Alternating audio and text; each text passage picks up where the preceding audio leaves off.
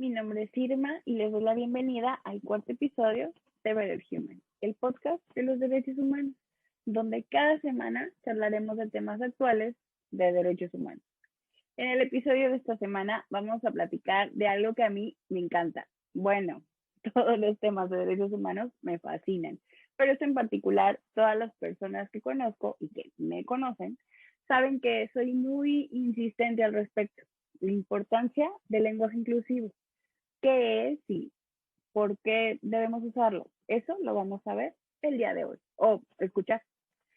Resulta un poco complicado hablar del lenguaje sin mencionar lo que rodea al propio lenguaje, como experiencias de las personas, de los grupos, de cada sociedad.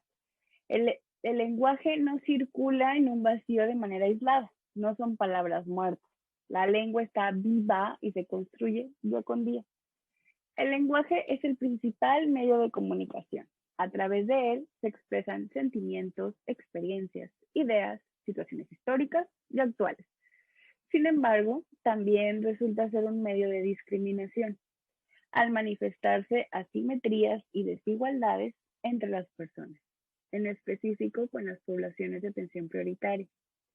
El sexismo en el lenguaje se manifiesta en el trato diferenciado, en los usos de cortesía, en las formas peyorativas que existen para nombrar a las mujeres, en las designaciones asimétricas, los vacíos léxicos, las figuras retóricas, el orden de aparición de las palabras y en la referencia a las mujeres como categoría aparte, subordinada o dependiente en las ciencias, la historia, las artes, las leyes, las religiones y en lo privado y en lo público. O sea, en todo y en todas partes. Pero debemos recordar que el lenguaje, al ser un constructo social, resulta ser dinámico, cambiante, es decir, evoluciona con la sociedad. Los usuarios del lenguaje son los que le dan el sentido a su uso, existiendo una estrecha relación entre lenguaje y poder, evidenciando con ello una gran confusión entre sexo y género gramatical.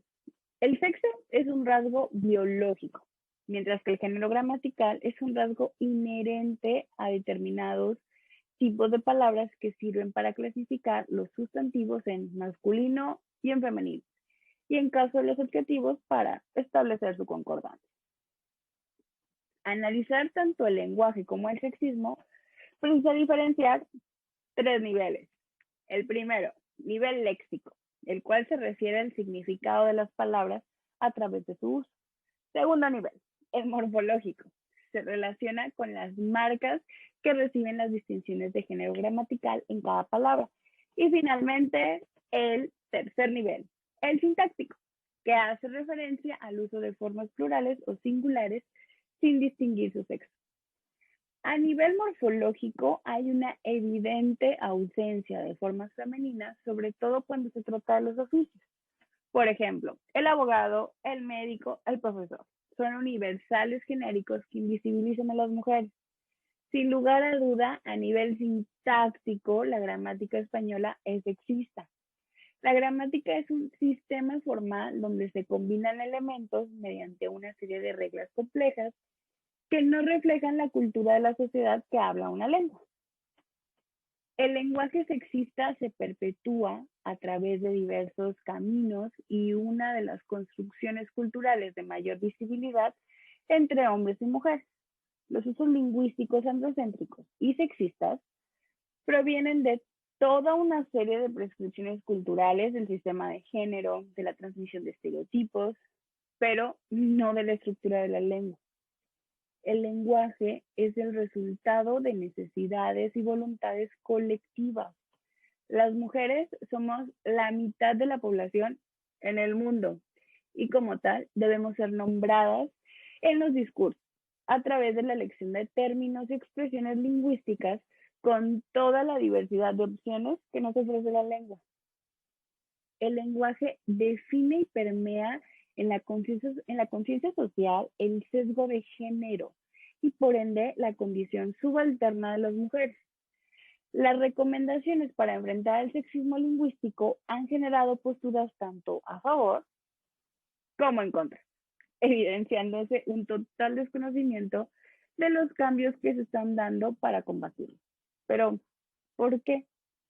De manera histórica, la sociedad ha tolerado la discriminación entre hombres y mujeres al justificarlo en la diferenciación biológica de los sexos macho o hembra, al grado de normalizarla con base a estereotipos y roles de género, los cuales relegaron por completo a las mujeres al ámbito privado y a las actividades del hogar y del cuidado de niñas, niños, adolescentes e inclusive al cuidado de personas adultas mayores. Pero el feminismo a este pensamiento lo ha denominado o lo ha determinado que tiene una base patriarcal. Pero, ¿qué es el patriarcado? ¿De dónde salió? ¿Con qué se come? Pues en un sentido literal significa el gobierno de los padres, término que ha sido utilizado para designar un tipo de organización social en el que la autoridad la ejerce el hombre jefe de familia, dueño del patrimonio, del que formaban parte las familias, los esclavos y los bienes. Por tanto, la idea de familia natural es producto de este orden social. Entonces, el patriarcado es la manifestación e institucionalización del dominio del hombre sobre las mujeres, sobre las niñas y sobre los niños. Sin embargo, el dominio sobre las mujeres se ha empleado al resto de la sociedad. Precisamente por todo esto es que los estudios feministas se han enfocado dentro de la teoría de género a analizar los conceptos sexo y género, a fin de demostrar que una de las bases de la desigualdad entre hombres y mujeres es precisamente esto, los estereotipos de género. Recordemos que el género no es más que un constructo social y simbólico que parte de la diferenciación por sexo, mediante la que se atribuyen a mujeres y hombres capacidades, emociones, conductas, que además genera tratos desiguales en toda la sociedad, mientras que el sexo alude a las características físicas y biológicas que diferencian a las hembras de los machos. Y estas diferencias han propiciado una serie de estereotipos y prejuicios que culminan en la discriminación a mujeres y niñas en cada área en la que deben desempeñarse, desde lo más simbólico hasta la violencia extrema como los feminicidios. Un ejemplo de este tipo de violencia simbólica es la que se lleva precisamente a través del lenguaje.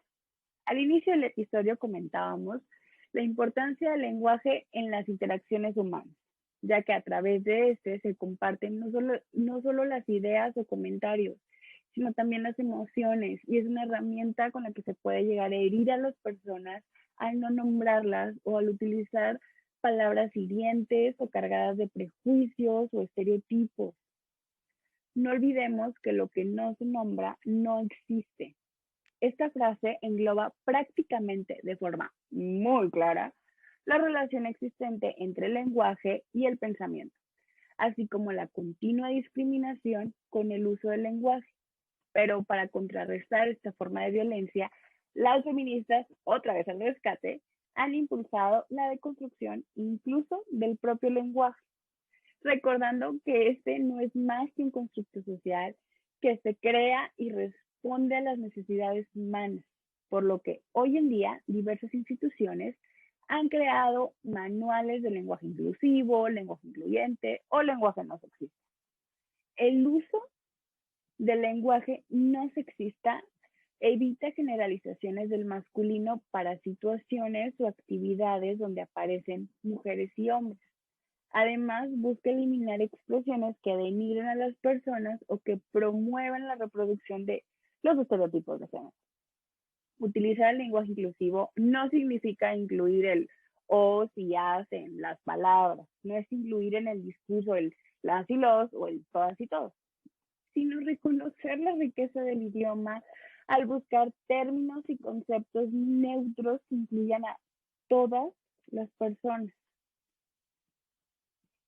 El sexismo lingüístico, sin lugar a duda, va más allá del uso de una A o de una O dentro del discurso, sino también en la designación asimétrica de mujeres y hombres. Un ejemplo son las fórmulas de cortesía. Es muy común que en la sociedad se denomina a las mujeres como señora o señorita, mientras que a los hombres únicamente como señor. Es decir, se les denomina señora a la mujer casada y señorita a la mujer soltera o que no tiene una vida sexual activa, definiéndolas en función de su relación con un hombre, mientras que la expresión señor no se define en función de una relación con otra persona.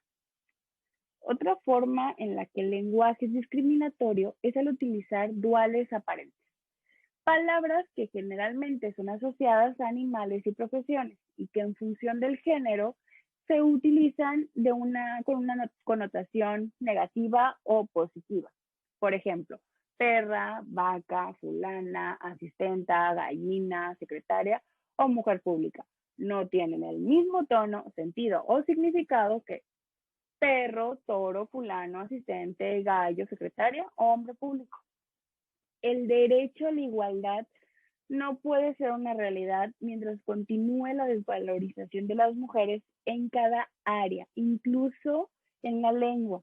Y en definitiva, no es posible hablar de una igualdad real cuando el 50% de la población es invisibilizada con el uso de sesgos sexistas. Seamos conscientes de la importancia del lenguaje inclusivo. Usémoslo, que sea parte de nosotros, pero no solo para quedar bien o porque es políticamente correcto.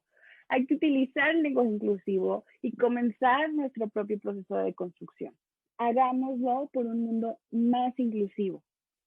Y así llegamos al final de un episodio más de este podcast. Y recuerden seguirnos en Facebook e Instagram como @berenhuman01 y escucharnos en tu plataforma favorita.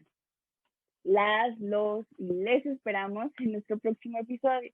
Y recuerden, be always a better human.